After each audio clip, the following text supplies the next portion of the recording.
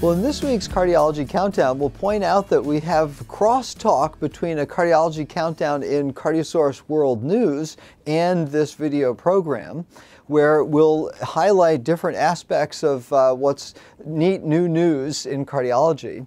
And this month, there's a highlight and a countdown on cardiac rehab, where a new advisory will be really a call to action to try and educate providers and patients about the benefits of cardiac rehab.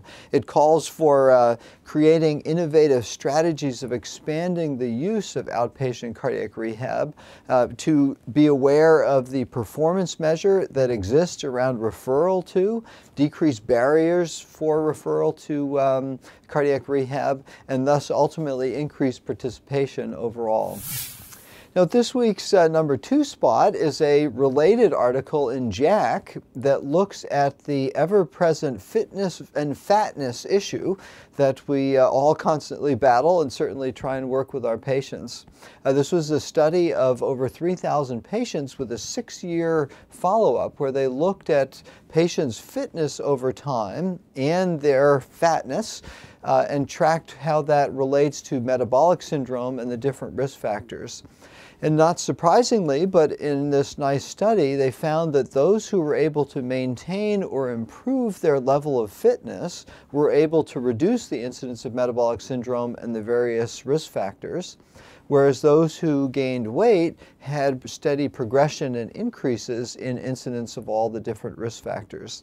And so this provides yet another study to reinforce the importance of exercise and eating right and trying to maintain a healthy weight. And at the number 1 spot this week is a paper from the REVERSE trial published in the European Heart Journal that looks at lead placement and overall outcomes with cardiac resynchronization therapy. And they looked at placement of the lead at either the lateral versus non-lateral wall, and those that got apically or not in the apex, and found better outcomes in terms of left ventricular volume or the incidence of death or heart failure in those where the lead was placed on the lateral wall, in the LV this is, and not in an apical site. No differences were seen in the placement where the RV lead was.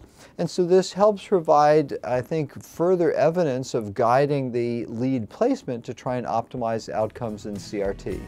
So for this week's Cardiology Countdown, I'm Chris Cannon.